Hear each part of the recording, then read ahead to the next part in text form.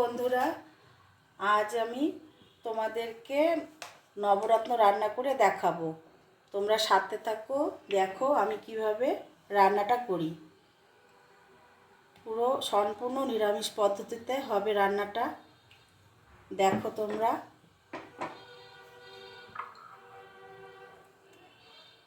আমি এই যে সাদা তেল দিয়েছি ফ্রাই প্যানে, আর এই যে এইভাবে কেটে নিয়েছি পনিরগুলোকে। সবার প্রথমে আমি পনিরগুলো ভেজে নেব।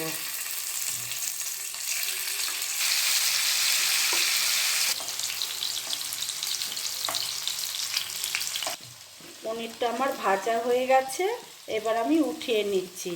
যেহেতু পনিরটা ভীষণ নরম, সেজন্য আমি একটু কড়া করে ভেজেছি, তোমরা হালকা করেও ভাজতে পারো। আমি ফোড়নে দিয়ে দিচ্ছি তেজপাতা, একটা শুকনো লঙ্কা, কয়েকটা গোলমরিচ, লবঙ্গ, আর এলাচ আর দারচিনি, আর এই যে সাজিরে।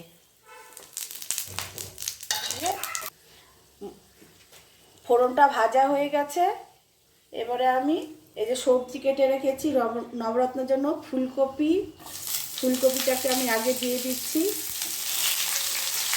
ফুলকপি, আলু আর গাজর, এগুলোকে আমি আগে দিয়ে দিচ্ছি, আগে দিয়ে একটু ভেজে নিচ্ছি।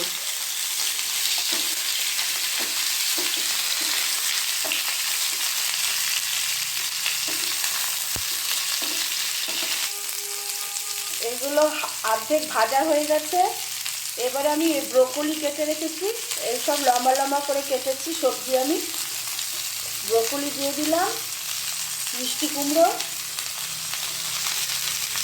মিষ্টি আলু, বিন, ক্যাপসিকাম, আর এই মটরশুঁটি আমি কদিন ধরে ফ্রিজে রেখেছিলাম ছুলে, সেই জন্য অঙ্কুর বেরিয়ে এসে এটাই দিয়ে দিচ্ছি।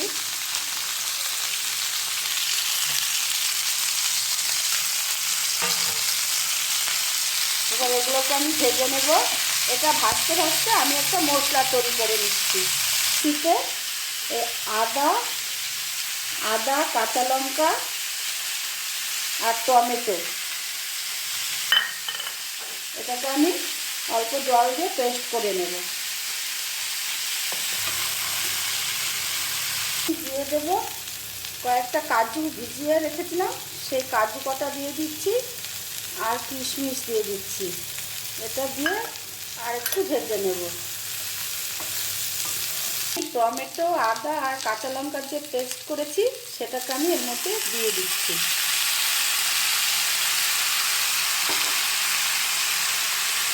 আর এর সাথে দিয়ে দিচ্ছি এই 1 চামচ সাদা জিরের গুঁড়ো, 1 চামচ ধনে গুঁড়ো,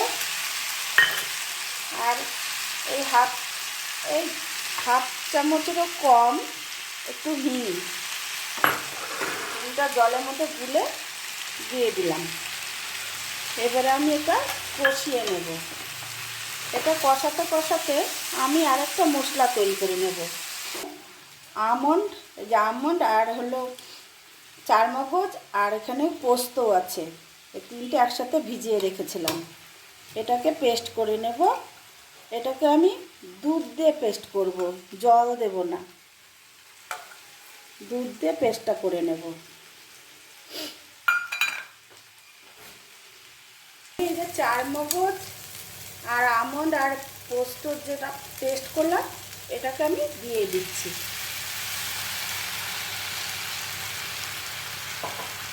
এটা এবার আর একটু কষিয়ে নেব।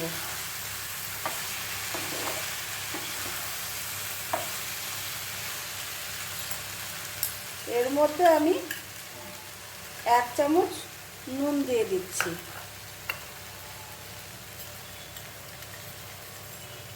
আর 1 চামচ চিনি দিয়ে দিচ্ছি, আর একটু দিয়ে দিচ্ছি চিনিটা, একটু মিষ্টি মিষ্টি খেতে হবে এটা।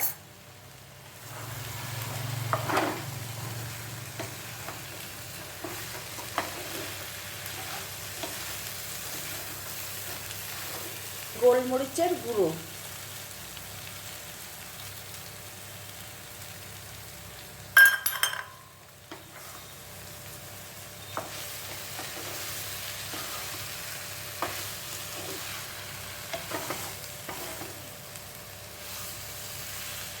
এগুলো আমার ভালো মতন কষানো হয়ে গেছে।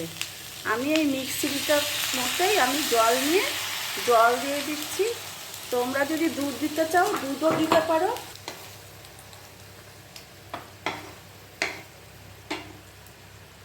আমি এবার ঢাকা দিয়ে দিচ্ছি সবজিটা সেদ্ধ হবার জন্য। সবজিগুলো সেদ্ধ হলো কিনা,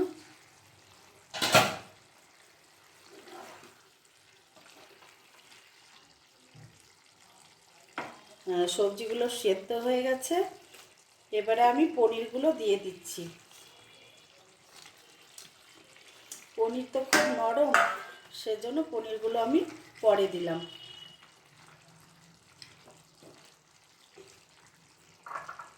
কাঁচা লঙ্কা চেরা এর মধ্যে দিয়ে দিচ্ছি।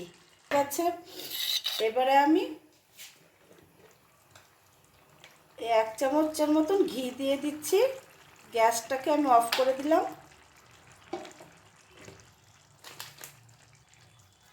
গরম মশলা দিয়ে দিচ্ছি, আর কসুরি মেথি আমি ভেজে গুঁড়ো করে নিয়েছি, সেটাকে দিয়ে দিচ্ছি।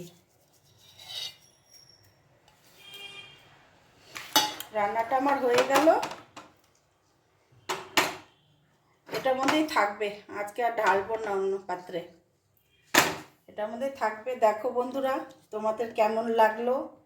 ভালো লাগলে আমাকে লাইক করবে, কমেন্ট করবে, শেয়ার করবে। তোমরাও খাবে রান্না করে, খেতে খুব ভালো লাগে। একদম অনুষ্ঠান বাড়ির মতন খেতে হয়। ভালো থেকো, সবাই সুস্থ থেকো। রান্নাটা ভালো লাগলে শেয়ার করো।